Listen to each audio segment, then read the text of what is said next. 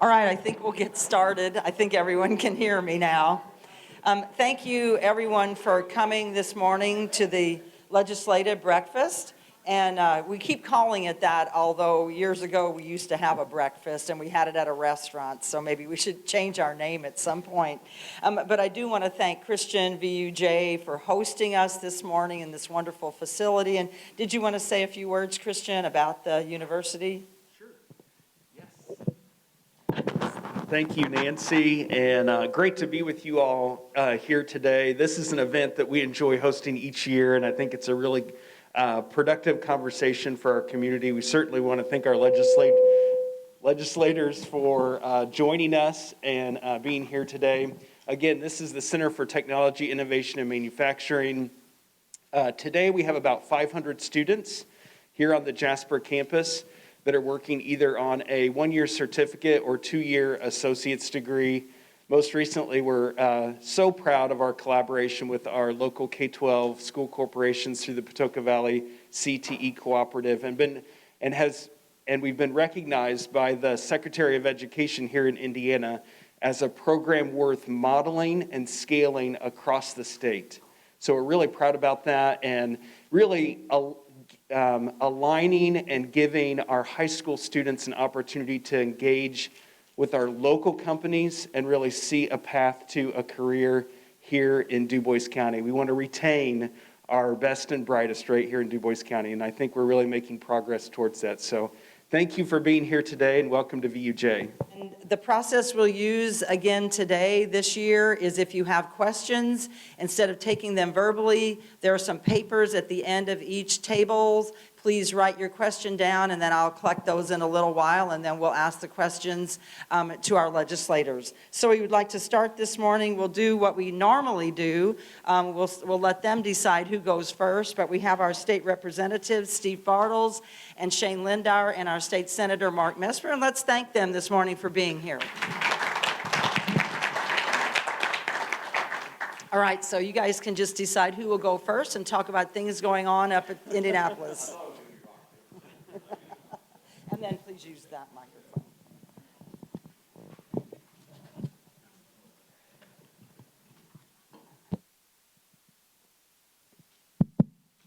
Okay, everybody can hear me. So I'm just going to quickly go over a couple of things that I've been working on in this short session and then pass the mic on. I'm really trying to push House Bill 1057, which is a drug nomination program. I think I've talked about this for about 3 years now. I've got it in a really good place where it's going to be skipping this session, and the health chairman is going to hear it next year and be a part of the bill. And all it is we start to, instead of throwing away medications and being proud of burning them, that we figure out a way to put them back in the system. There's currently right now 21 states that have laws that do this. Only about 14 of them actually do anything with it. So hopefully we'll see that move next year. This year I helped the Guard Reserve, 1059. They were kind of a volunteer organization that really had no authority, no focus, and technically not really in a mission. So we got kind of fit them underneath the edges in general. A lot of you know about House Resolution 14, which is celebration of Lincoln Amphitheater, and trying to really get funds down there to bring that up to where they can have a higher capacity so they can become more self-sufficient. 1004, which I think we're all going to talk about, which is near and dear to my heart. As a county council president, we know that our jails are overcrowded. This bill will actually help take these level 6 felons and move them to DOC. And really what that does, it's in the benefit of the assailants or alleged criminals, is that a lot of these problems are mental illness and substance abuse, and the state actually has more resources to do that. So hopefully this is a May provision, so we'll start seeing some of our judges and prosecutors using it as a tool to help felons. I'll briefly go over the open meetings. That's passed the House. I truly believe in that. We don't have that an issue down here in southern Indiana, but across the state we are starting to see some school boards not allow public testimony from the teachers. So this makes it mandatory, but there's some parameters on that. A couple big bills these are the big ones that I've been working on this year is House Bill 1063, which is a de novo review. I'll explain that in just a minute. But House Bill 1100, we just passed the House yesterday. This is an oversight of all agencies, and what this does is, and a lot of you are aware, that agencies create their own rules, they create their own penalties and fines, and then they are the judge and executioner of those. And there's really not a lot of oversight on us until after the fact from a General Assembly standpoint. So what this bill does is it puts some parameters into every agency that we as a General Assembly can start looking at these agency rules before they're renewed, one, and before they're enacted. And so it gives us time to kind of say, is this something we want to do? Is this something we should keep doing? Or maybe in some instances, I've got a little pushback on no harsher penalties than federal guidelines. I don't want any agency to impose harsher penalties on our citizens unless we as a General Assembly agree to it and then pass that and a law to do that. So that's kind of what that is. And House Bill 1063 was part of my bill, and we broke it out, and that's the de novo review. I had to look it up when I first started doing this process. Basically what it does is it takes these agencies, and after you go through this process, let's say a citizen or a business has this a fine or a violation, and you don't believe it's just for two different reasons. One, you don't believe the rule should be, or you don't believe the penalty should be. And so there's processes after you go through the agency's judgment of you. There's really not much you can do, because if you go to an outside court, the court system currently can use all the information prior to that for judgment. And what this de novo review is the outside judicial system looks at this as it's the first time. And so what that does is it gives you an even playing field against an agency. An agency then has to prove the burden. And so it just helps even the playing field, since the state of Indiana sometimes seems like we have this endless pot of money to fight our own citizens and businesses. This kind of gives us a little more balance. And that's kind of about it.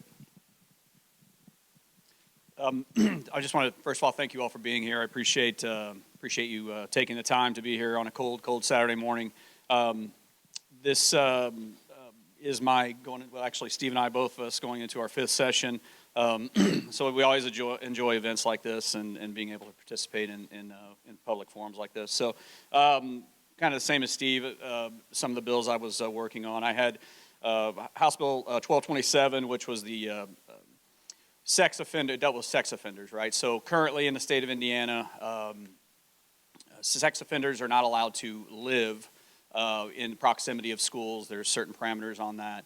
I had a bill, actually came from a local community here where apparently there was a situation where a sex offender was working in a privately owned business, his own business, he and his wife's own business, and right next to a school. So what we were looking to do is kind of mirror what working conditions to their living conditions. So that was one bill that I had. I had a bill on, I don't want to be very clear here, on CRT, critical race theory. I know I see some teachers in the audience. There's been a lot of publicity on this. I've heard from a lot of teachers and school officials on this. The House bill that passed was House Bill 1134, which I had a lot of input on. It was not the bill that I had. House Bill 1134, actually, Steve and I both voted against that bill because we felt like it had a lot of undue reporting requirements for teachers and administrators. It had a lot of stuff in the bill that we felt like was just kind of more government. There's a creation of another board and things like that. So ultimately, we felt like it was just too onerous for what we were trying to accomplish, dealing strictly with CRT. I don't think that, again, CRT is critical race theory. I don't think that that's a big issue in our area, frankly. However, there are examples in rural parts of the state. I haven't heard any, again, in the district that I represent, but it's really big around the donut counties. And it is happening. I hear from people who said it's not happening. It is. We've got examples of those things happening, teaching just divisive concepts. And to me, this was an issue that rose to the level of doing something statewide policy, because we have to live with each other. And if we're teaching ideas that are antithetical to our founding principles, that we see each other by color or by gender or by sexual orientation rather than just the content of your character. We just celebrated Martin Luther King Jr. Day, a couple weeks ago. He said, everybody knows, right? Content of your character, not the color of your skin. And so if we're teaching concepts in our public schools that are antithetical to that, antithetical to our founding principles, I think that's not a good idea. And so I feel strongly about that. But what 1134 did, which just passed out of the House, had a bunch of other stuff that was tacked onto there as well. So, Mark can certainly speak to that. What happens when it goes to the Senate will get a chance to maybe make some changes and stuff on that. And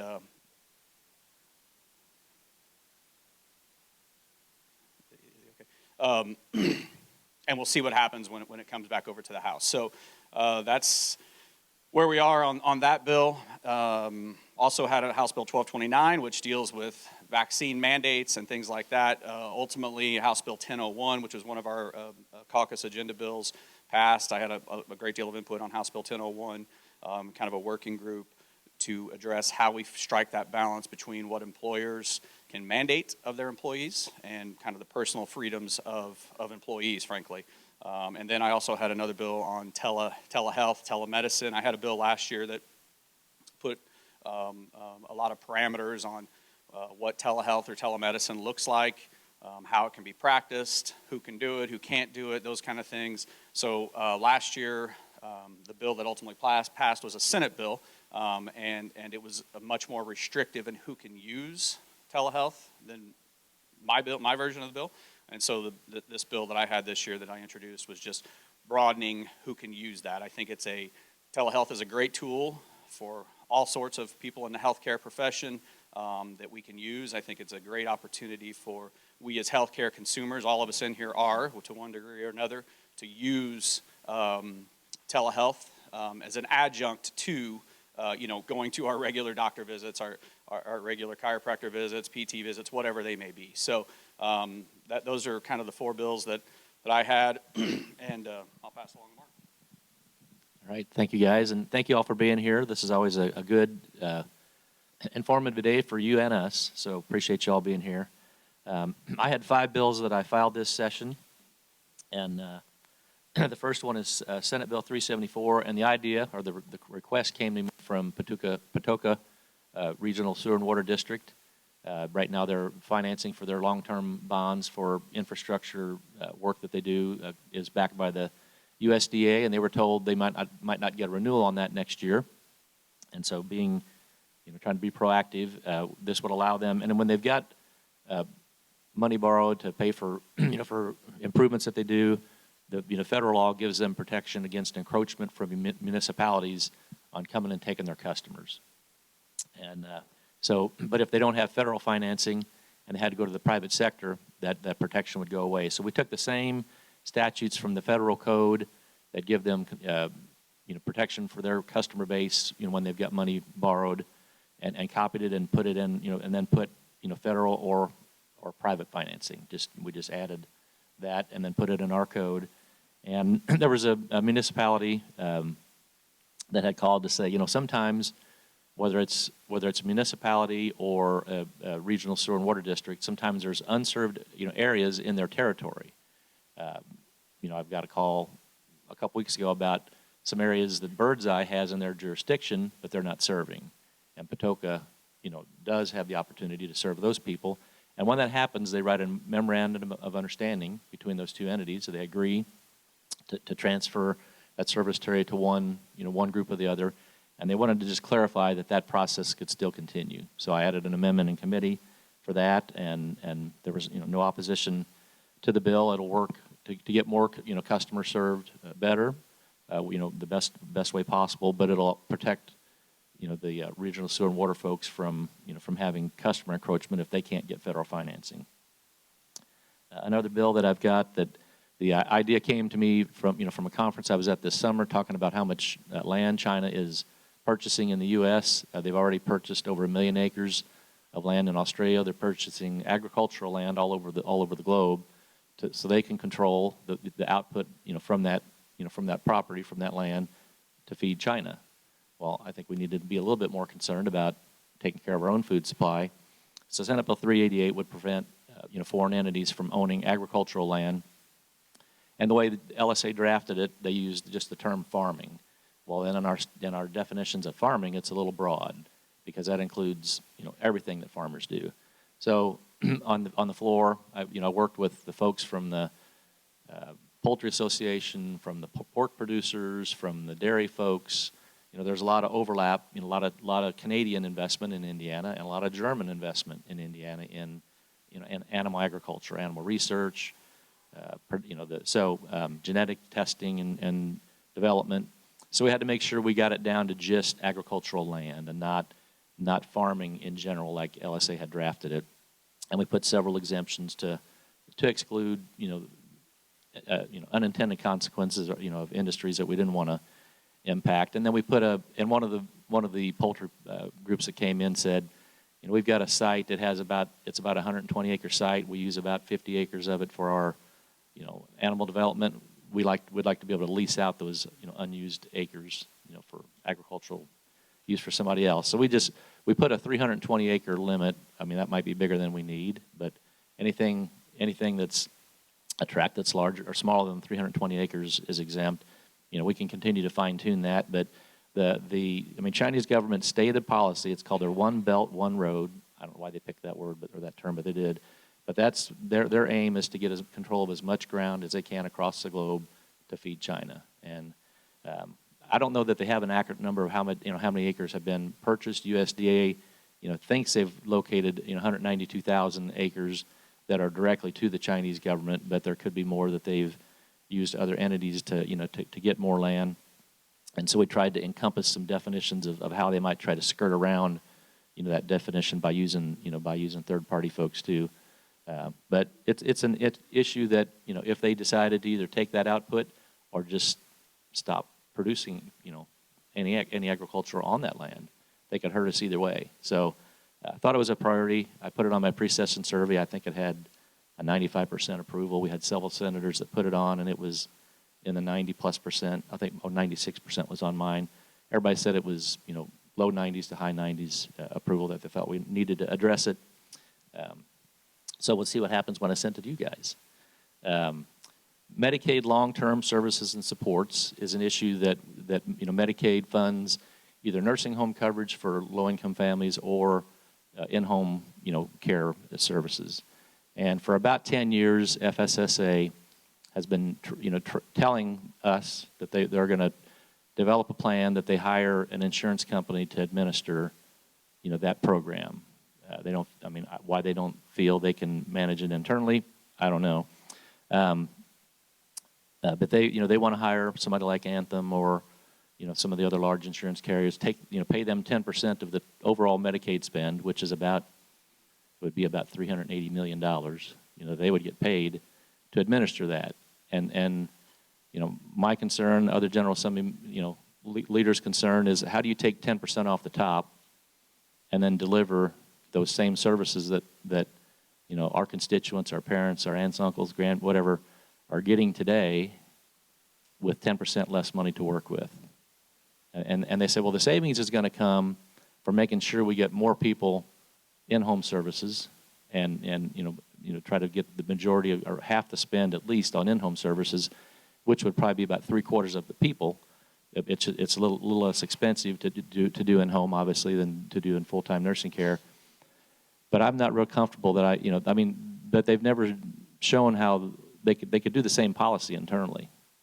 That's been my complaint, is that they could put those same spending priorities, incentivize them, have the folks that work on that, area agency on aging, the doctors, medical, they could do the same thing with their own internal policies, but they seem determined to do that. So at this point, we've agreed to let them carve out about 10 counties and do a pilot project, and it won't start for about 2 years, and it'll expire in 5 years. So they'll have about a 3-year window to prove that it works and prove that it, does indeed, get the money to the services where we want them in people's homes. But right now they say they want to get 3/4 of the people, in home services. Well, there's not enough manpower, nurse power, program power to do that. And so if they just, and the way they can say, well, we've made the spend 50-50, if they don't have enough people and providers to do it in the homes, how they would accomplish that, the private insurance carrier would then just cut reimbursements to the nursing homes, so the spend is 50-50. Well, then they'll start putting nursing homes out of business. So we're going to put this pilot program, in place, and we're going to put some parameters in place for patient protection and patient safety, and parameters in place that make sure that they don't squeeze the nursing home out of business by doing the price shifting, and we'll have that ready. I don't know if I have all the amendment ready for, came out of committee, appropriations committee Thursday, and it'll be on for second reading on Monday, and I'll try to get as many of those parameters in place as I can on the floor, and the rest of it we'll continue to work on in the second half of session. But, pretty important bill, to make sure it gets done right, and we just didn't want to cut loose and turn the entire state over, to a privatization of that program. I talked to a senator out in Iowa that they did that 10 years ago, and he said it was an epic disaster. They didn't have home providers to take care of it. He said it took about 8 to 10 years. He said now it's getting to where it's working, relatively well, and they've had to go in and put, safety parameters in for providers and patients. But they got there, but it took a long time to get it right. And so if we're going to start it, we're going to start it on a small scale. I think I'm going to have the counties that are designated to, get that utilization are going to be the health care chairman and the appropriations chairman, who stopped me from making it being, all done internally within the agency, to this privatization pilot. What's going to happen in their little corner of the state? So that's what they get. That's what they want. That's what they get. It won't touch us till at least after that 5-year period. A bill that I worked on quite a bit last year and came back with it this year with really a different direction. The siting standards for wind and solar, uniform standards. And last year they got it out of the House. It came to the Senate. It really, it had too much. The commissioners across the state felt like it took too much of their control away. So this year we put together a siting standard that, and if they want to adopt it, they can. If they don't want to adopt it, they don't have to do anything. And it would give them a credit from the project developers to be spent, to be given to the counties. Right now we've got it set at $1 a megawatt hour. That's probably too high. We'll let the House, run some numbers on it and see what the right rate is. But incentivize them. If you want to adopt these standards, you're going to get X amount, this X amount of dollars per megawatt to adopt it. And it got out of the Senate Utility Committees with 1 no vote. And there was some good input from constituents in counties that have, have solar and wind development. We have some here. Not as much as in a lot of other counties. And some parameters on, how close you can let them build solar panels to a person's home.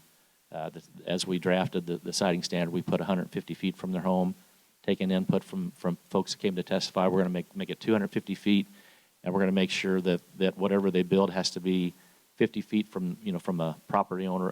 If I own the solar farm and it's my property, my property they're putting it on, the separation parameters don't apply to me if it's on my own property.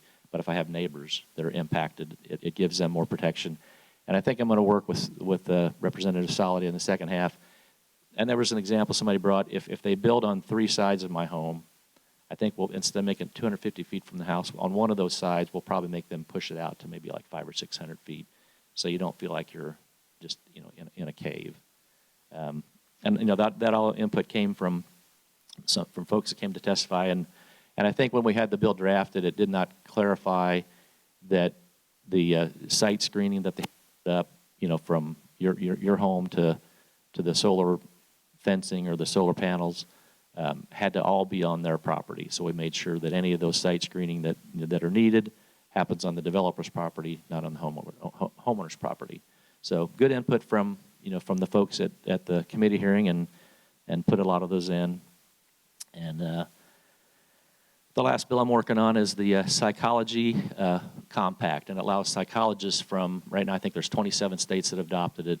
and if our state becomes a member state and we have to adopt, language that's just, that's mirrors the national standard on psychology compacts. I did last year. I did one on physical therapists, and we had a couple more passed last year that didn't get out of Ways and Means Committee.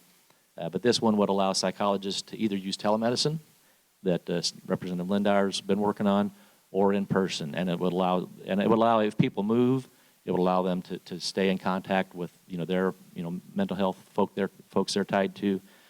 It would allow telemedicine for psychologists from other states to treat patients here. And I think there's only 1,300 psychologists in the entire state, and really a shortage already. This would open up more access to mental health professionals, and in the House and Senate over the last few years, and will continue. We really need to focus more effort, more dollars on mental health services to folks. It's an issue that whether they're the people that end up in jails, we've talked about jail overcrowding. Well, most sheriffs will tell you the majority of those people in there have some kind of either addiction or mental health issue, and so that this would allow better treatment for those folks. Just in general, a few of our Senate priorities that we had this year. Senate Bill 1, and that, Senate Bill 1 might actually be in 1002, I think it is, but we have the automatic taxpayer refund, and the way it's set up now, you have to have a income tax refund coming, the way it was set up. If you don't file for income tax, personal income taxes, you can't get, and it could only be used as a credit against those taxes. And I think we all looked at that, and not everybody pays income tax, but our largest, probably 60% of our revenue to the state is sales tax. Well, everybody pays sales tax, no question about that. And so we're going to change that to allow. If you have an income tax, obligation, it'll still be used as a credit against that, income tax that you pay, but it'll allow people who are maybe a retired, senior citizen. Somebody who doesn't have an income tax obligation, they would still be able to get the taxpayer refund because they're still paying sales tax. You're paying sales tax on all kinds of utility bills and things that you buy every day. But I think our personal income tax is only about 15% of our revenue, and sales tax is about 60%. So it didn't seem fair to require to get paid back through your refund at the end of each year. Senate Bill 2, a pretty important issue that I got called from Tracy Lori, at the start of school. They do the school count date around September 17th, roughly each year. And at the beginning of the school year, we had a lot of kids getting contact traced and sent home. And if a student from the first day of school to September 17th wasn't there, more than 50% of the days in school, they got counted as a virtual student for the entire semester. Well, that's not right. So Senate Bill 2, and there might be a companion bill in the House, it will take the student's attendance for the entire semester and allow them, if they're not there the majority of the semester, it's kind of hard to say that they were a full-time student, but it's going to allow, it'll probably fix, everybody's problem on, because if a student is virtual, they only get 85% of the funding for that kid. And public schools can work out, virtual learning models for, certain, segments of their student population. A lot of them do. But that virtual student, if they're not there, in the brick and mortar building, they don't get the 100% of the funding, they get 85%. Well, we didn't want a COVID outbreak in August to then pin, a big chunk of the school's population as virtual students when they were there, maybe the rest of the semester. So Senate Bill 2 is going to fix that. And Senate Bill 3 will end the governor's emergency order. It'll end March 31st. But there was a few federal regulations that were not in sync with our state statutes that he said he addressed these three things, and I'll agree to end the emergency order because one of them dealt with SNAP funding, one dealt with Medicaid funding, and the other one allows them to do the vaccine clinics across the state outside of doctors' offices. You couldn't do the health department didn't have the the legal authority to do that, for kids, I mean, specifically, outside of the governor's emergency order, and this would allow them to do, clinics outside, hospitals and health departments with the medical staff, but it would allow the Indy 500 has been a big site, for vaccinations, ever since they came out. This will allow them to continue to do that because it wasn't in our current code. So, and I just wanted to, we'll wrap up Monday and Tuesday. Those guys wrap up Monday. And this is something I track personally. I went through my vote sheets just to let you know, we, no matter what's happening in Washington, in Indiana, we do work together pretty well. We really do. So we had 76 bills that have gone through, final passage so far. And out of those 76 bills, only 2 were party line votes. And every year, that, I mean, it's 95 to 98% of what we do every year is bipartisan. And I would say out of those 76 bills, I bet 50 of them or more, were unanimous, by all Senate members. So we do work at trying to take input, trying to work together, and we do. So I know we don't want you all to get the opinion that, that everything is, just partisan, bickering up there. It's not at all. We've got about 50 bills left to finish. I don't know what you guys got on Monday's, vote sheet, but I don't expect much difference, from what's left on the calendar. And then we'll take what these guys sent the first half and you guys ditto, and see what's to come the second half of session. So thank you. All right, are there some questions? Okay, just put them to the middle, please. While everybody's moving, I just want to say one last thing that we kind of saved one of the best for last. That was House Bill 1217, which is stopping coerced abortion. I don't think any of us here at this table apologize for being 100% pro-life. This is more than a pro-life bill. It's actually saving women from human trafficking.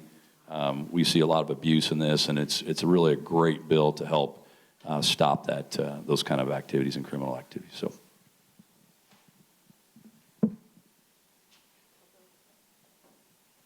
House Bill 1217.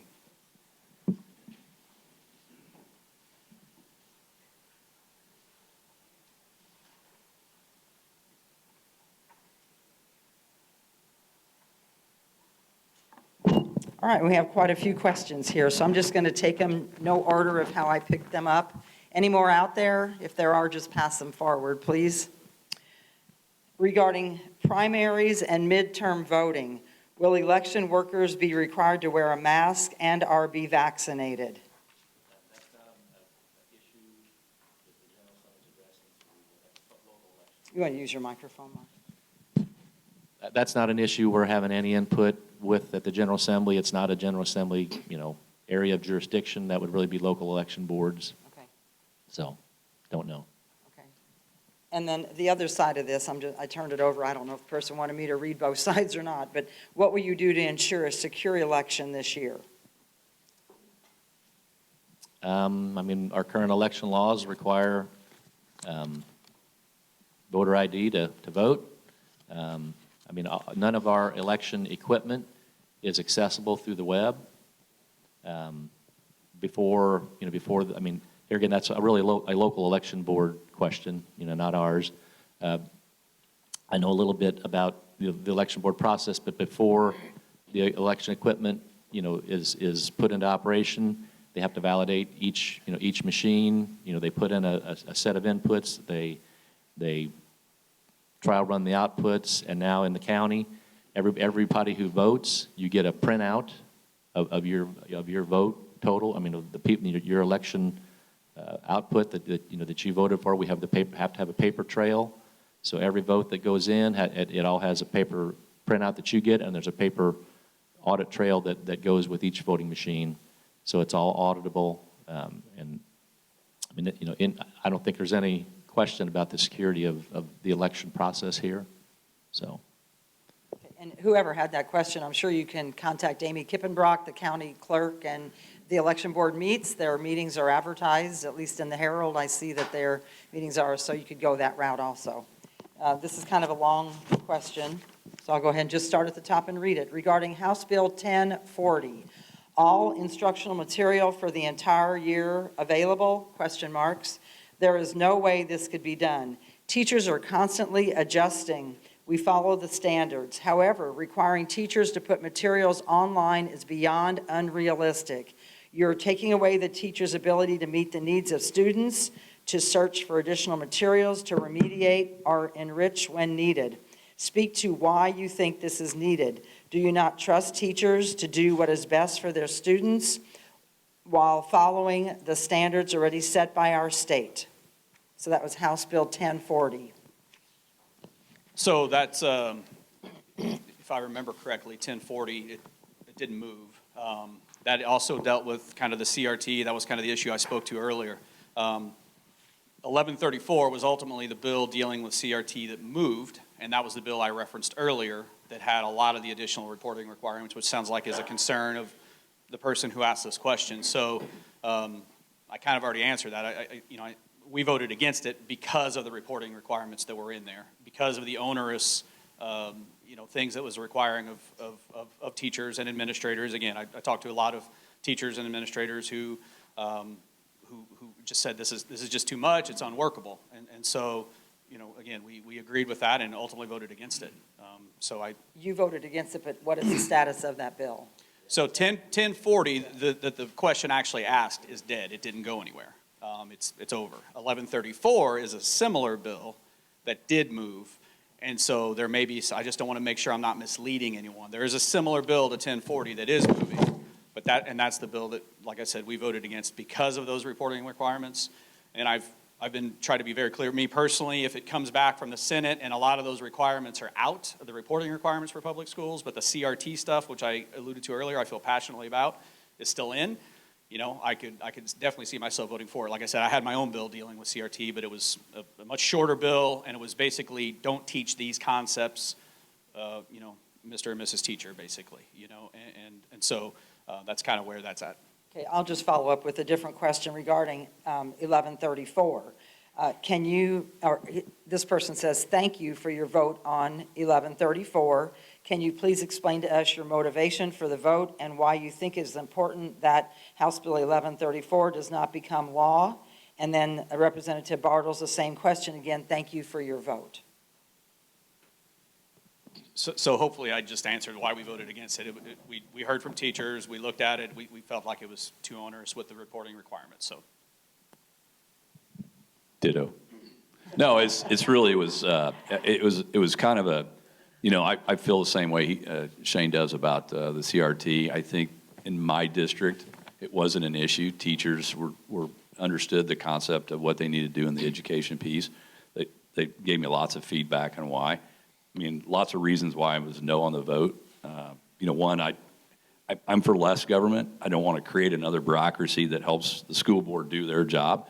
If the school board's not doing their job, then parents and local communities need to figure that out. But I don't think the state needs to come in and create another board that oversees another board.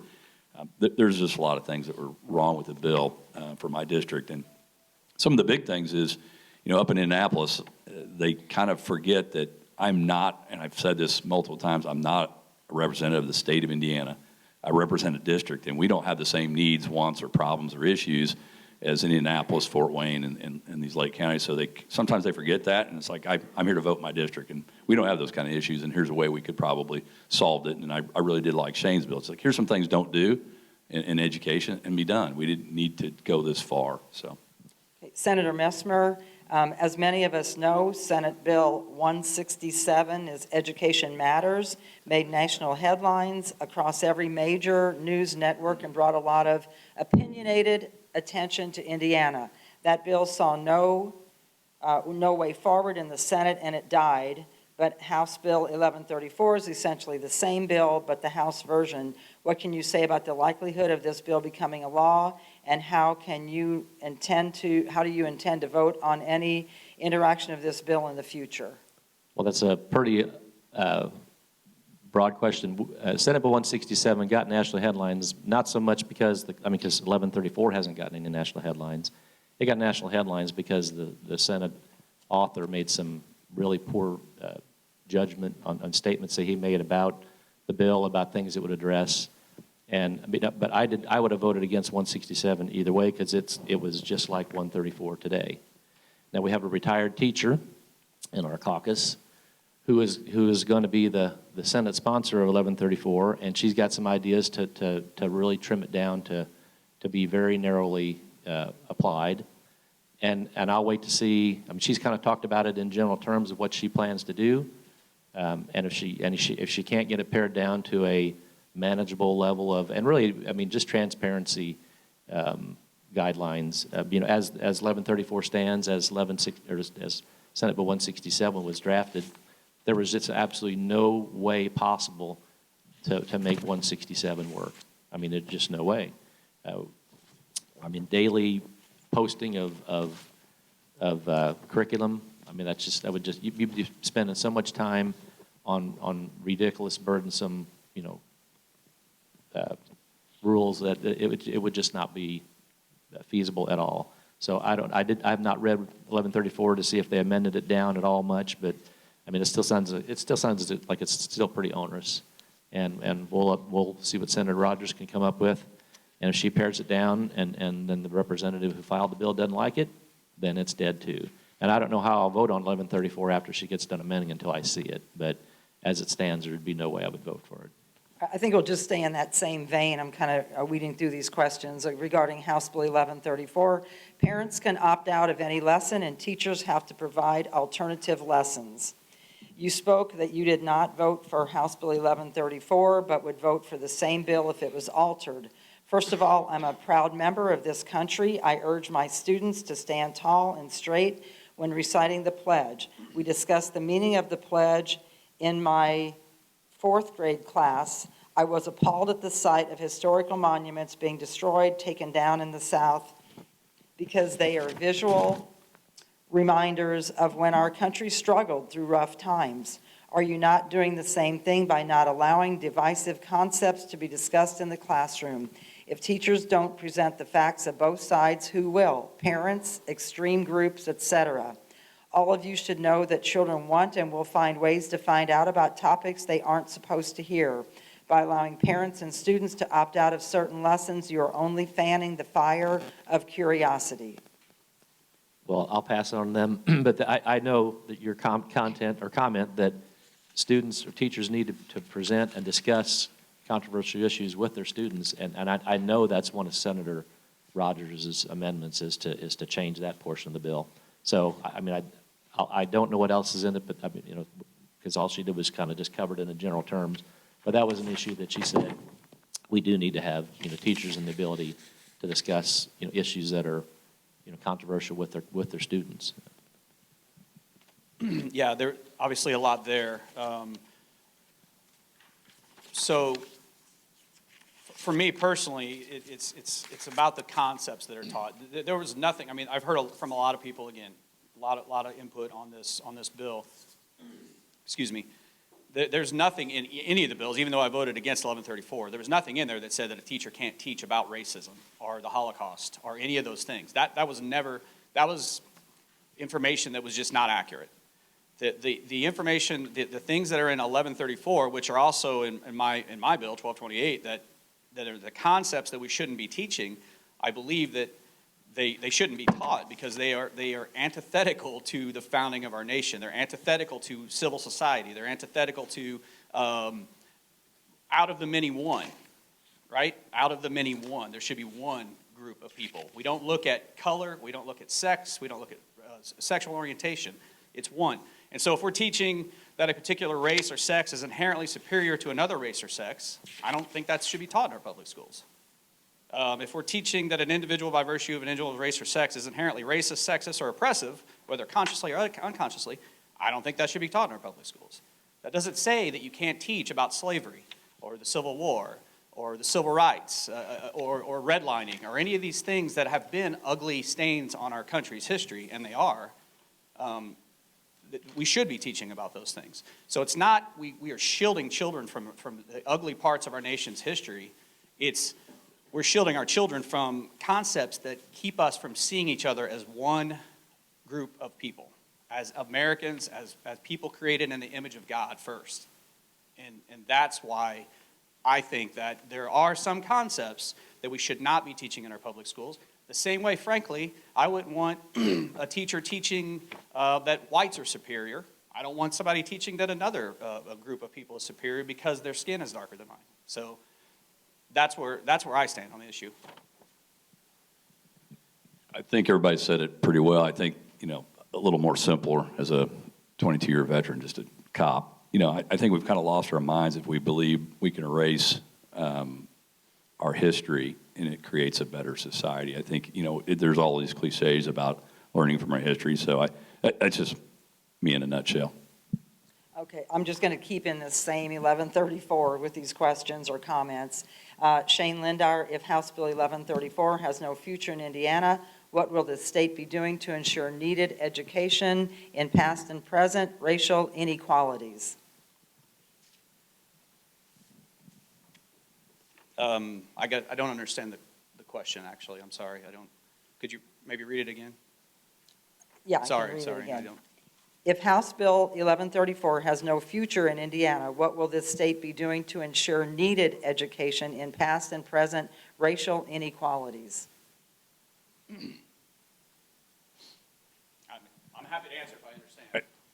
I'm not sure as a state we are promoting inequalities. I think we've continuously throughout our history promoted equality, and mostly just through opportunities.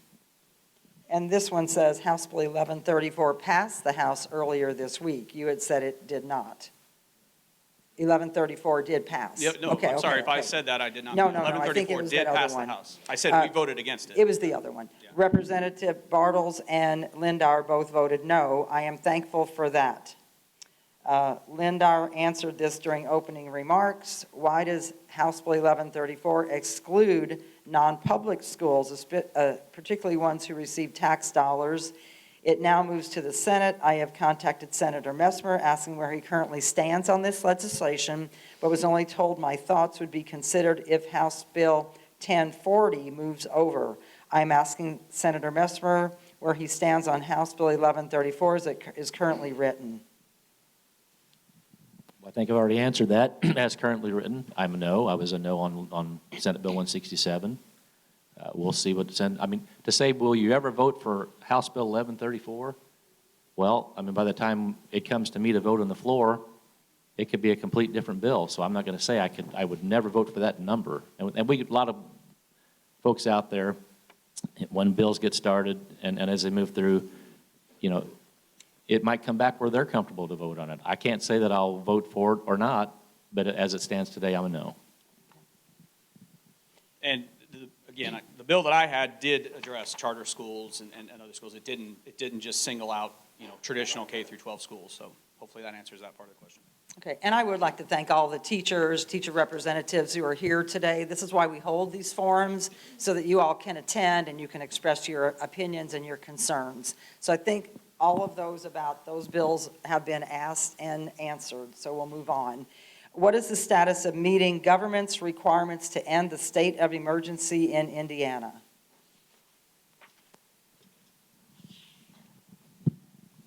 I'm not sure if there's a House bill that, was it 1001?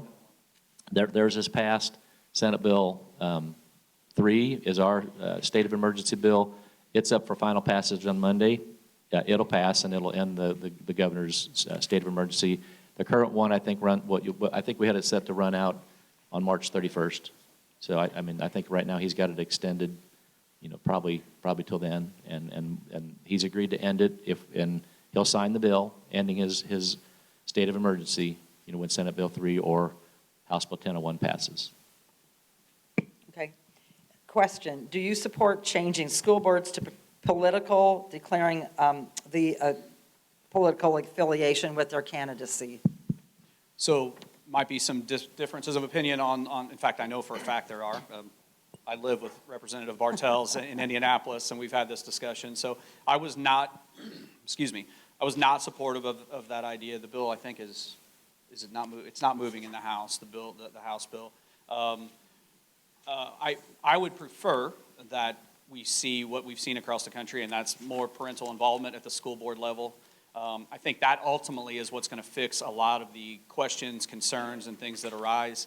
I hesitate to make this statement in public, but I guess I'm going to. There's plenty of people I know with an R after their name who I don't necessarily want on my school board, to be perfectly honest with you. So I don't think that putting an R out there is necessarily a be-all, end-all. But like I said, I'll let Representative Bartels answer. Not wrong, just different, right? So You should see us at dinner time. So I kind of support the concept, and I'll tell you why. We didn't used to politically identify our judges, and I think it's important for the local community to have an understanding when they elect somebody what their political viewpoint is. It truly provides a path of where they're going to interpret, in the case of a judge, how they interpret laws. Will they interpret the law more liberally or more conservatively? And I think you as a citizen have that right. When it comes to your school board, I think your school board as a parent, you're like, okay, do we really want a more conservative school board, or we want half and half? Do we want a little more liberal concept? So I think it's important, although most of our school boards are all friends. We know kind of if they're a D or an R, and it doesn't rear its head, but I think it's important. I think you can probably avoid, and that's probably why we do here in Southern Indiana, because it really doesn't matter if you're an R and D in my district. We're all kind of conservative. We have our same kind of values, very little differences in between us, and that's why we don't have the problems as Indianapolis. And so I'm so thankful that I represent down here. So that's kind of the concept. I had really was ambivalent on the issue. I know most of our school board members in the area said, let's keep it the way it is. And really, the activity of what your school board moves ahead on or supports or doesn't support, if parents are unhappy with what their kids are being taught, if parents are unhappy about how their school board is treating, their input, that's going to get taken care of, in the next upcoming election, whether you have a political affiliation behind their name or not. I think the senators or House members that really got worked up about that, they're probably from, when you have small communities, small, areas, you know each other pretty well. And when you get into places like, the areas north of Indianapolis where they're, much bigger, almost urban areas, or very, very large suburban areas, and people just don't really know each other well. They don't treat each other well at school board meetings. And it's more of a indication of, just the society as a whole. Everybody around here, works together well. When you're local elected officials, it really doesn't seem to matter whether you're a Democrat or Republican, and people do work together to make sure our community, our schools are the best they can be. So, but a point that was brought up to me before session by a school board member from Knox County, he said, I work at Crane, and federal Hatch Act, I believe. He said if it's nonpartisan, me as a Crane engineer can run for school board, and I feel like I provide pretty good input. He said if you put a political affiliation behind it, I'm no longer able to participate as a school board member. And that type of, any federal employees anywhere across the state would fall into that same criteria. So that alone was enough to push me to a no. But it's not been a problem here. In most small, all the rural communities I represent, it's not a problem. It was really some, more from the, suburban Indianapolis areas where I think, communities are big and people just, they don't treat each other well, and they weren't treating their parents well, at those school board meetings. All right, we'll move on to a different topic. House Bill 1040. Mental health is a huge concern. We have more issues now than we have ever had before, even in grades as young as kindergarten. Our students must have support and learn strategies that help them. That is where social emotional learning comes into play. We also work on ways to self-regulate. This is social emotional learning. Why do you feel SEL should not be in schools? And so another person is asking Representatives Bartels and Lindauer, how will you vote on House Bill 1040 and why? So the two kind of tie together. So 1040, again, that's the one that didn't move. It's that one's dead. 1134 did, but 1040 did not move. I think there's some SEL components in 1134, frankly, if I'm being honest. So there are concerns with SEL. I understand what SEL is and what it can do for students. But there's also an ugly side of that as well, and I think that is where parental involvement is key at the local level. There are questions, excuse me, that parents are unaware of, and again, we've got examples of this, of asking just broadly, Republican or Democrat, how do your parents vote? Do your parents own guns? Sexual encounters, what's your sexual preference? All these things kind of creep in also through SEL, which again is kind of, there's a good side. I concede that, right? But there's also an ugly side. So we need to work, and all of us understand one another, that just SEL broadly speaking is not one thing, right? There's a bunch of stuff in SEL. And I'm not saying it's happening around here. I think that, again, we've said a few times here on a few different issues, this stuff currently seems to be a bigger problem in the larger metropolitan areas, the donut counties around Indianapolis. This stuff is happening. It's a bigger issue. It's a much bigger concern. And so again, I think allowing parents more input and insight on what their children are being asked in a public school, any school, okay, I don't want to single out public schools, is a good thing. I think it behooves us as parents to get involved and take ownership ourselves. But then I also think that when we look at those things, and we look at issues like SEL, it's not this broad, grand and glorious thing all the time. There are areas where some pretty disturbing things, at least from my perspective as a parent, creep in, and I would want to know if my kid was being asked some of these things. So we can't just take it as SEL is always good. All right? There are good parts of it, but that's kind of where I stand on it.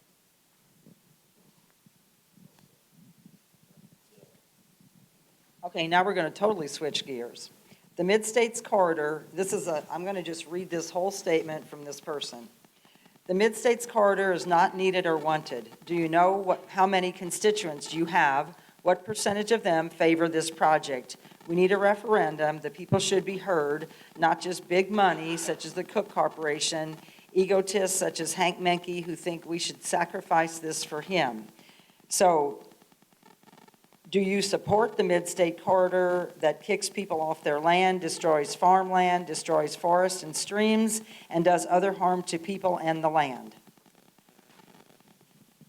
So I've got a long history with an approved road project going back to when I was on county council.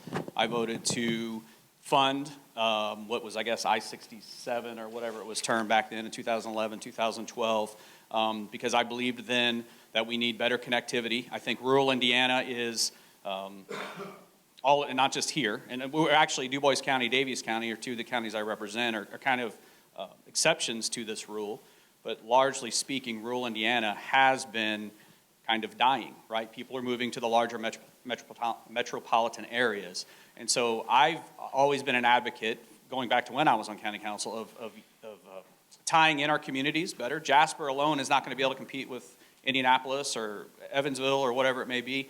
But if we can pool our resources, Jasper and Washington and Lagodi, and all pool our resources a little bit better, I think that behooves us to just increase that connectivity and create a greater quality of place for all of our communities. We can still keep our high school rivalries and that kind of stuff, but I think we can kind of work together in that regard. And so I've going back to when I was on county council, been a supporter of that. I've got, full disclosure everybody, I've got skin in the game on this. I've got property that, depending on the route, will be, I could lose my house and our family's land, so I don't take any of this lightly. The idea of kicking people off of their farms and out of their homes is not something I am choosing willy-nilly. So anybody that thinks that is wrong, it's not a light issue. It's never a light issue to take people's property and land, and I don't want to ever give the impression that it is for me in my support of the project. I will also push back on the idea, there are people who do support the road, and it's not the Hank Meekeys and the Cook Group. I have people regularly in the gym, in Denny's, at gas stations who tell me they are supportive. So again, I hear from a lot of people, I've had many, many conversations on this road over the last several years. and I will, talk to anybody who wants to talk about it. But there are people who support the idea of a road and the idea of having that better connectivity. And I represent not just the people who are opposed to the road, I represent people who are also in favor of it. So I represent Daviess County. Most of the people I hear from Daviess County are supportive of it. Of course, they want a specific route, right? They want that route that goes to Daviess County. And I'm not weighing in on a route because, again, I've got a vested interest in what the route is, right? So I'm staying out of what route. I have an opinion, but I'm not sharing that, right, on what route it takes. But because, again, I have a vested interest in this as far from my personal standpoint, but I also have a job to do as a legislator, and that's, to the best I can to represent people all over the place. So, again, my history on it goes back to, county council in 2011, 12, something like that. So, but again, I want to reiterate, it is not something I take lightly with, just willy-nilly kicking people off their land, so. So to answer part of the question is I've really had 50-50. I mean, I've got people that are really screaming support that they're landowners. They want to sell their land to the state. It's part of their exit strategy. I got other people that say no. I've got corporations that want it to come, competing with Du Bois County. They want it to come to Orange County. Perry County wants it to be closer to them. So it's really all over the board. And just like Shane, I'm a big opponent of local control, local people first. And so just like him, I don't want to see any agency take away anything from everybody. But it's happened, and it's for the greater good, unfortunately. But being able to grow southern Indiana, we do need some more infrastructure here. So, the other thing that we're always careful of, and like Shane not sharing his opinion, is there's statutes that kind of, this specific topic, that doesn't really allow us to weigh in. And that's from probably some problems in the past. So we were very careful on how we stand on this, specifically because of some of those state statutes. But to be completely honest, I'm 50-50, and it's really not just the big companies. It's a lot of just regular folks, for and against. All right, and I'm sure what the intention of the question is do you like the route that runs through Orange County and French Lick and Mitchell? Well, I mean, I'm ambivalent about a route. I've never preferred any route. And we are, it's more than a statute. We're prohibited by Article 22 in the Indiana Constitution. The General Assembly cannot have, we're not allowed to influence or direct INDOT on how to build, where to build, any project. We fund INDOT, and they have the constitutional authority to direct, to control, any project INDOT does. Not just this project, any project. I've weighed into INDOT when they were wanting to put a J-turn in Dale.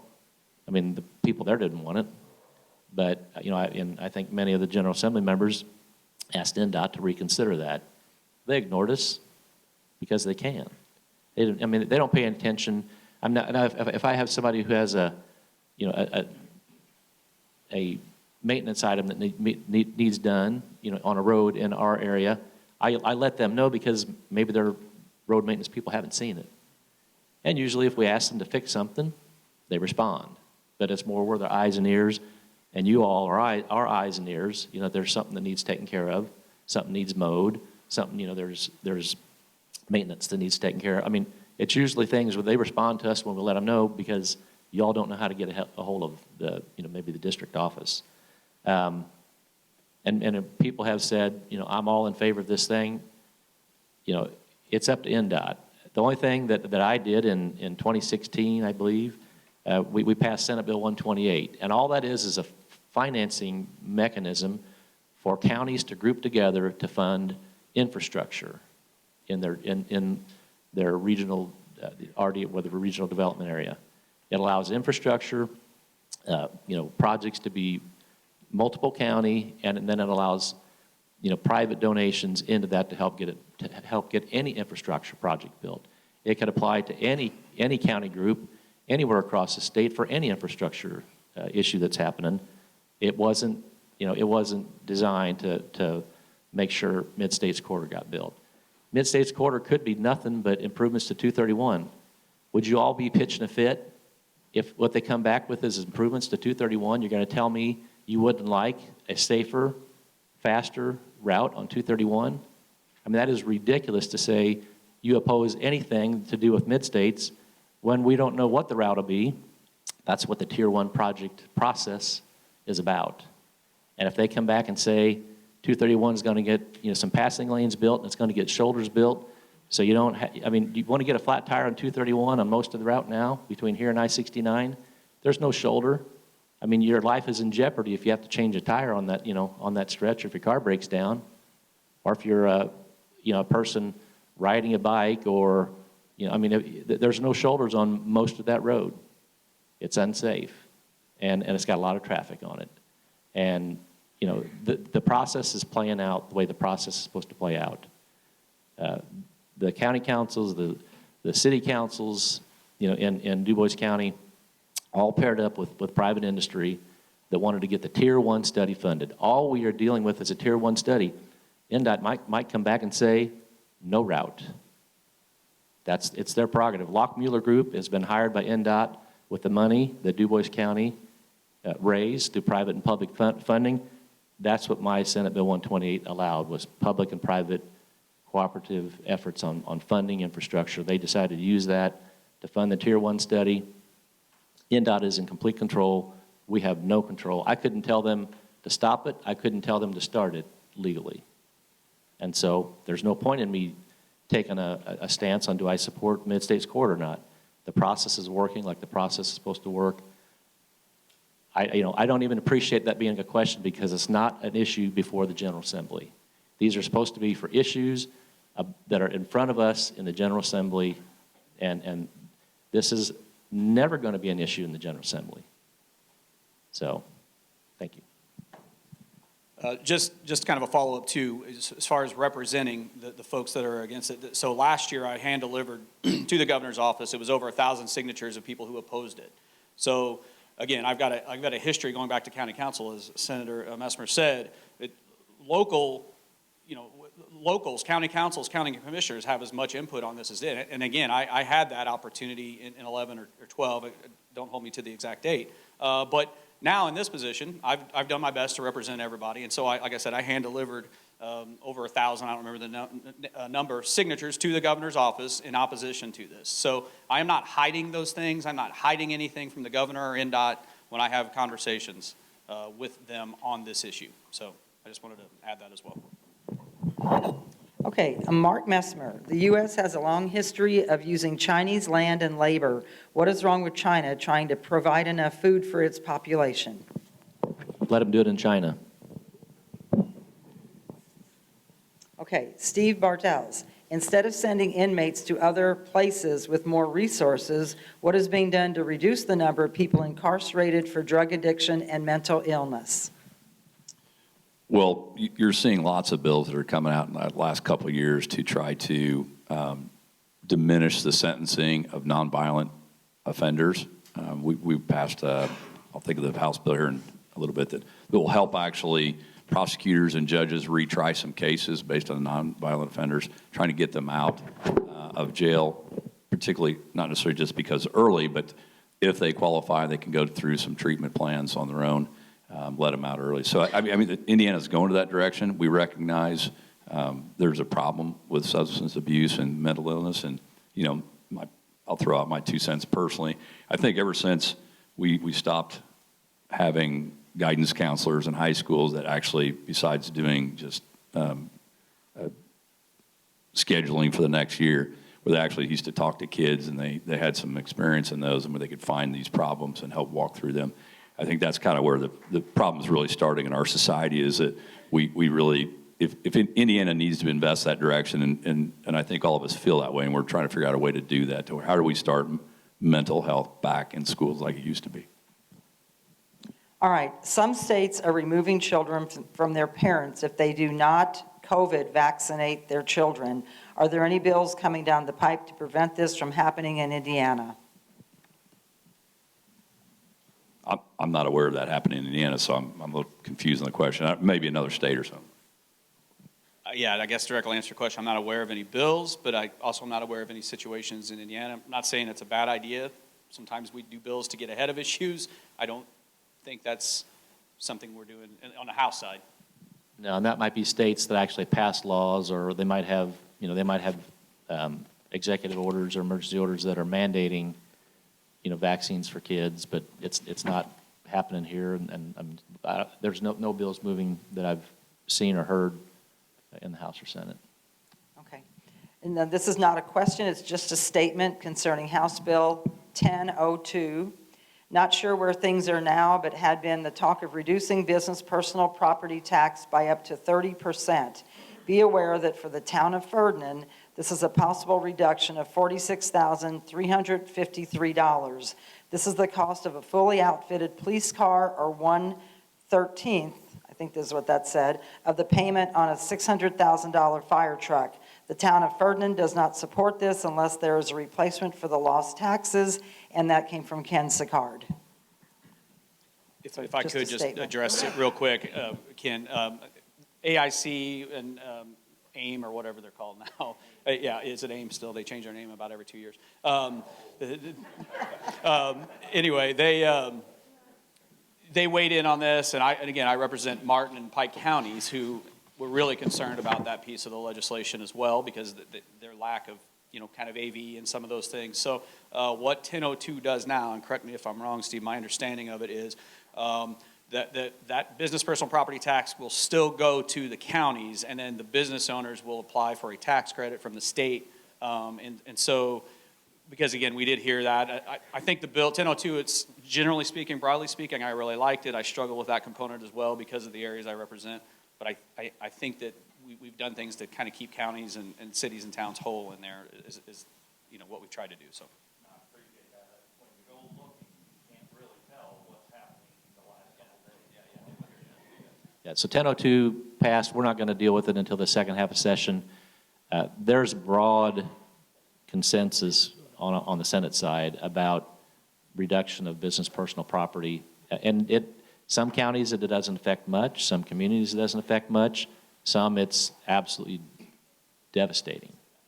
And I have concerns about the long-term impact of a tax credit, and I find it quite ironic. I mean, I can't remember ever having Doc Brown ever approve any tax credit program on any bill I ever filed. In fact, I guarantee he killed every one of them. And they've taken away almost every tax credit program the state has. And to think, in 3 years, 5 years, 7 years, there's not going to be any change in money to the state budget. And to think at some point, they're not going to say, that tax credit, it's not so good.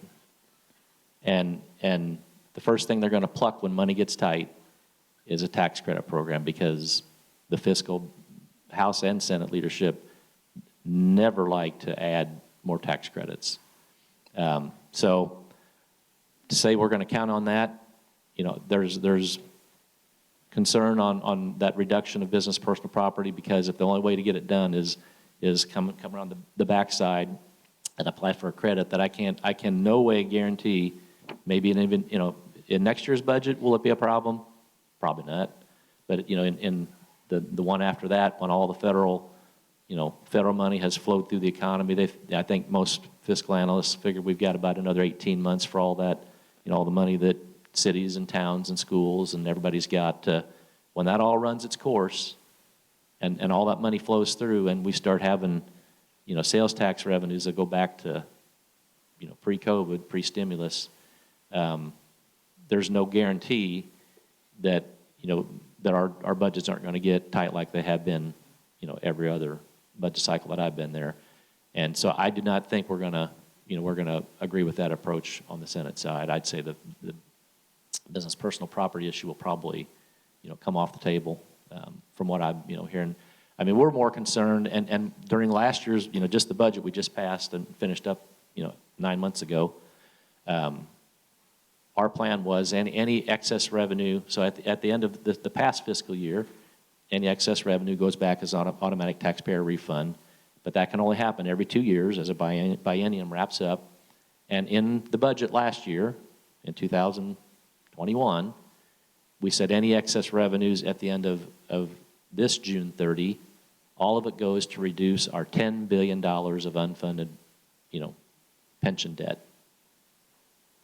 Now, if it's a billion, if it's $2 billion, I think forecasts are it might be another $2 billion. I would rather see our long-term unfunded pension debt get retired as fast as we can do it. We spend $1 billion a year in our budget every year to make up the shortfalls in the perf-turf, unfunded pension liability. We spend $1 billion every year. We've got about $10 billion to pay, and our forecast now is it'll be paid off in 2034. If we put that, if we put another $2.5 billion, which it was agreed to in the budget, to put any excess revenues this year to pay down that $10 billion plus of debt, we are all better off in the long run when that unfunded debt is paid off. And, here again, Doc Brown did what he did in 1002, and that's okay. But we're more than likely going to insist that our budget agreement last year, stay in place, and we get that. Because if we put the extra, $2.5 billion that we think there's going to be at the end of June this year, it'll take that debt clock down to 2029. And then in next year's budget, if there's extra money, and we put more, this year we put a lot of extra in it. We took it from 2037 to 2034 in this year's budget by putting more money against that debt. When we had the automatic taxpayer refund after June 30 this year, there's $125 per taxpayer going out in refunds, and there's another $534 million going to pay down our pension debt. We should be a lot more concerned. Do any of you like to have that kind of debt hanging over your head at home? If you got, a windfall of money, would you go out and you had a huge part of your mortgage debt left to pay? Would you say, well, I'm just going to go burn all this money and spend it on new stuff? Or would you do the fiscally prudent thing and probably, pay off a good chunk of your debt if you had the opportunity? I would, and I think most people in this community would. So nobody at the local government level likes to have a bunch of debt hanging over your head. I mean, we've all got surpluses in our county budgets, in our city budgets, and when you have ability to pay off debts, we pay off our debts. And so that's really going to be our focus this year. Let's not change course. Let's continue to get our debts paid down. And as we see all of this federal stimulus money run its course, and then can we do sales tax or income tax reductions? Let's do it when we're back to normal cash flow levels and not dealing with hundreds of millions or billions of dollars of federal money churning through our economy. I'll just briefly say, and Ken, we had a quick conversation about this. I don't believe that the reduction of this business personal property tax is really going to create a lot of influx of business that wanted just to come here because of that. And I was, from a business owner and also just a citizen, I mean, we really want to impact the citizens. I'm a big believer in reducing income tax. That helps everybody, And so I prefer to see that. I prefer to see that for a multitude of reasons. And if any time, I'm just not convinced that this is going to actually be a great plan for the local units of government and putting the money back in. I just don't think it's there. So I've got a lot of heartache with it, especially coming from local government. So. Okay, the next one, I don't think there's a question in here. I think it's just a comment concerning the solid waste management districts. Steve, regarding House Bill 1057, thanks for continuing to push for prescription drug recycling and reuse in Indiana. Remember, your solid waste districts throughout the state can help you promote and explain the program. Mark and Shane and Steve, thanks for your past support of the solid waste management districts. We can use your support. There is a bill, House Bill 1226, that looks like it will pass to Senate. We ask that your Environmental Affairs Committee hears it if it does come to that committee, as a solid waste management district support recycling in general. So that was House Bill 1057. and House Bill 1226. So just a real quick comment on that. So Rita Fleming's a Democrat out of Jeffersonville, great lady, and her and I are really trying to figure out some more recycling programs for the state of Indiana. The only problem so far where there's no real bill being written yet is it puts a lot of financial burdens on local units of government, and that's exactly when I start backing off. So we're still trying to figure out a strategy how the state can get involved in this, kind of a voluntary basis for local units of government. And some communities already have that kind of process, but we're really working together, and my sticking point is any financial burden on local units that they really can't accept without a voluntary basis. Yeah, and I just checked, 1226, I think that was the bill, it'll be up for third reading, I assume, Monday. Yeah, so it looks like good chance it'll pass, so. Yeah, and I will be the Senate sponsor on 1226. I mean, it does deal with some recycling incentives. It also deals with streamlining the process to take solid waste material and recycle solid waste, back into consumer-friendly reuses of solid waste material.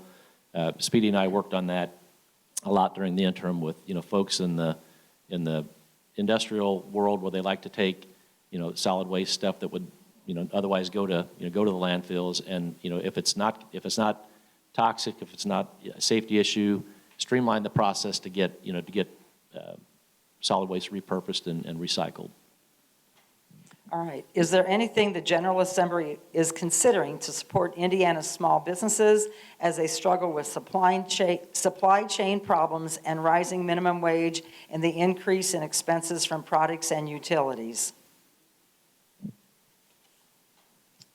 I mean, we had, specifically for small businesses, we had a House Bill 1004 last year that I authored, excuse me, that provided kind of government grants back to small businesses. There were certain parameters on those.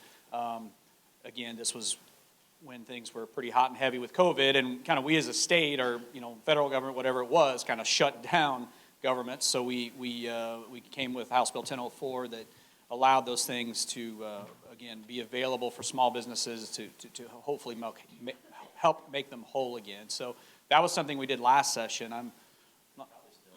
Yeah, as far as I know, it's still implemented. The Department of Workforce Development is running the program, or at least that's how the bill was set up. So I don't know that we've got anything on the House or Senate side that comes to mind that directly impacts small businesses that way. So.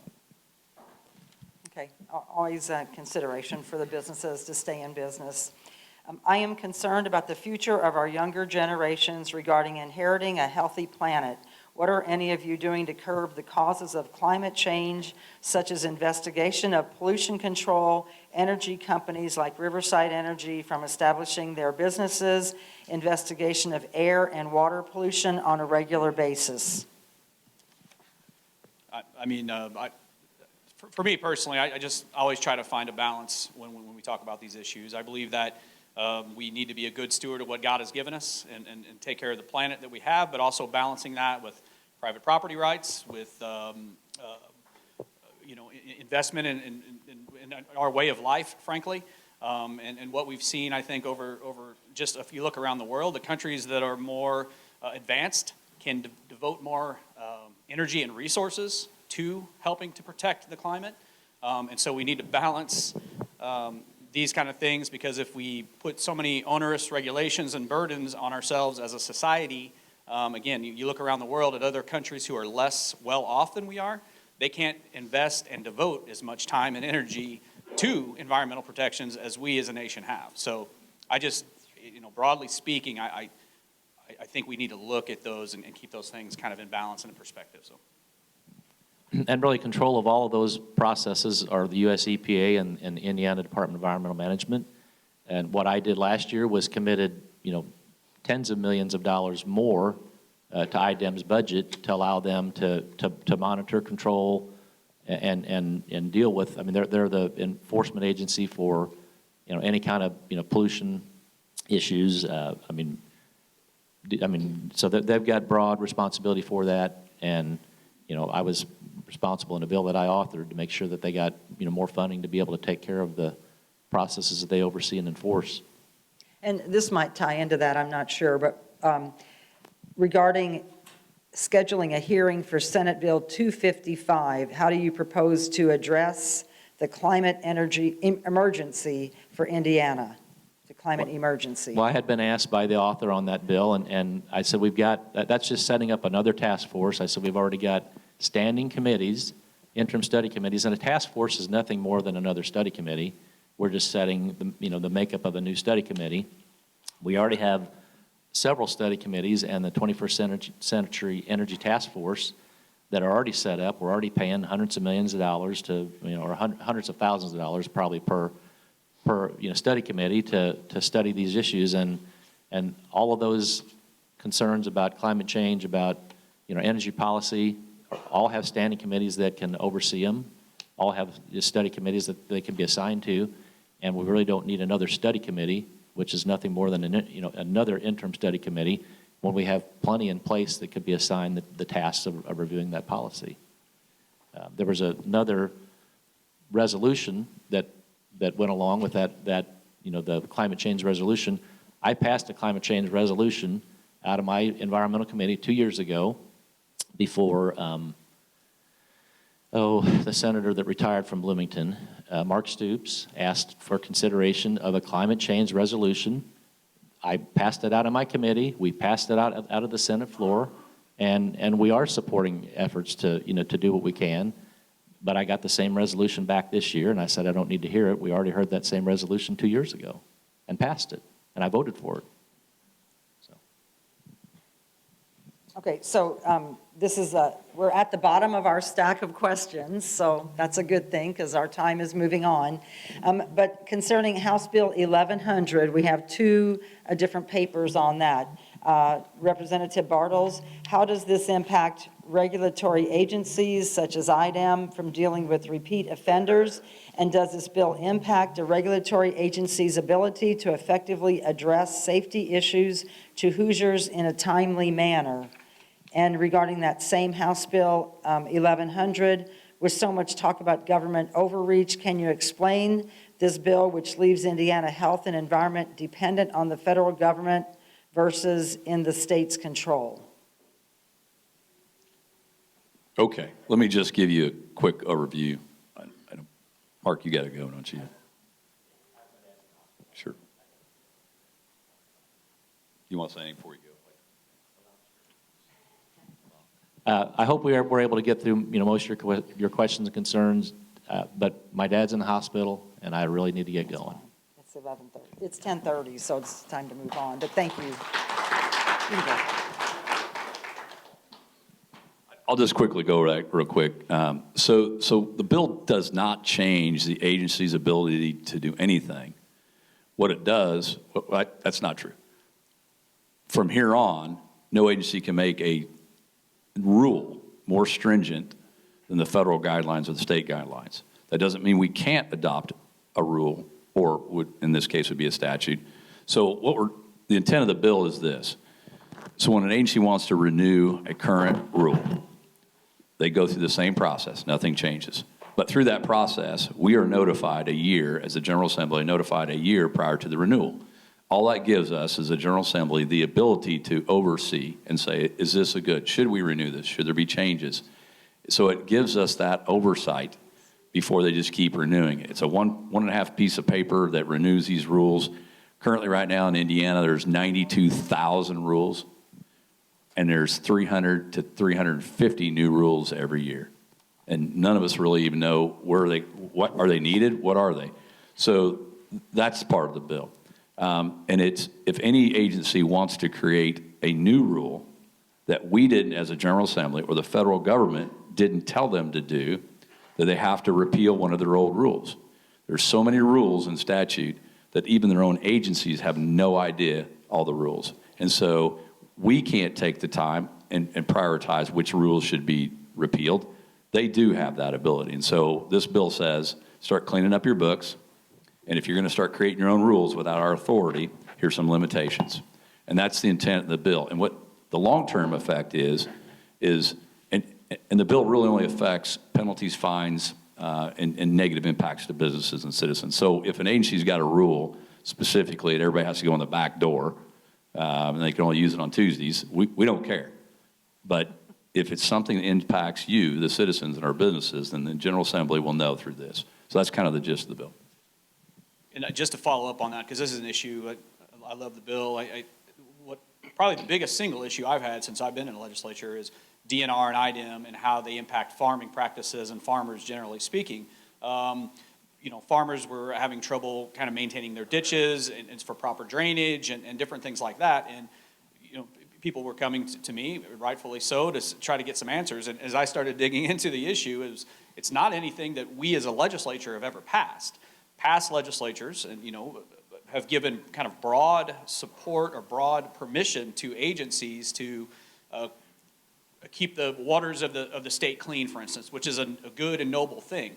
Nothing wrong with that. However, what they do then is they take that, because there's no parameters on them, on those things, and they do all kinds of other stuff. So a farmer can't do basic things like clean out his ditch for more than 300 feet at a time or something like that. Nobody can really tell me or tell us how they arrive at this. Those are just numbers they put in there. And it didn't seem like they were taking a lot of input from you know, the farming community and really looking at some of these things. So, and again, you know, to change those things, we have to pass a law then within the legislature to address those issues. So what Representative Bartels' bill is trying to do is curb those practices, so we, the elected officials, have some oversight and input over those things, rather than just giving bureaucrats the control to regulate farmers or whomever, business owners' practices. It's just an oversight thing. We're the elected officials. We need to have input on that. And it's stuff that farmers can't do that I never voted on. You know, Representative Bartels never voted on. So that's really what the heart of the bill. I think it's a great bill. I think it's a good balance. So. All right. I could go on and on. This is, I mean, the agencies are out of control, and this is for us to start looking at them. So this kind of sums everything up, I think. I am against government overreach, but not by mandating vaccines. Does the Indiana General Assembly have any clue on how much more important it is, how much more it is costing the government as the pandemic continues? So I guess regarding mandating vaccines for COVID. So real quick, part of the question was about cost. I mean, you realize that the federal government is just printing money and sending it to all the states. So, I mean, from a state standpoint, it's really not costing us that much. The influence of your tax dollars through the government reprinting and taking is how that's being funded. I think Indiana, I mean, as a General Assembly, we generally all kind of say it's a personal choice. And so literally, even if you're pro-vaccine or anti, everybody generally that I talk to is like, look, it's your choice. And that's kind of how everybody feels. I haven't really run across anybody that's a hard one way or the other. So. Yeah, I'm not 100% sure I understand the question again, but I had a bill, well, House Bill 1001 addresses that directly.